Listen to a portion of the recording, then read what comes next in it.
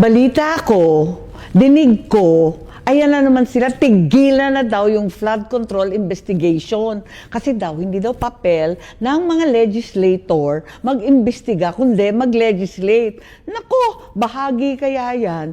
Higit sa lahat, yan ang hinihingi ng tao, tapusin na yung flood control investigation dahil galit na sila para malaman na kung saan napunta yung bilyones, trilyones na kabambayan. At higit sa lahat, para masisi na yung mga namatayan sa mga baha. Ayan, tigilan daw. Paano titigilan? Tignan naman ninyo. Walang tigil ang ulan. Mismo ang langit ayaw pumayag na tumigil. Kasi ulan na ng ulan. Flood control pa more. Paano titigilan yan? Samantalang yung ulan ayaw tumigil. Baha na naman to. Ayan na naman, racket na naman. Naku, tapusin na natin ang ating investigasyon para hindi na maulit kailanman. At managot na ang dapat managot para hindi nawawala ang bilyones, pati buhay ng Pilipino.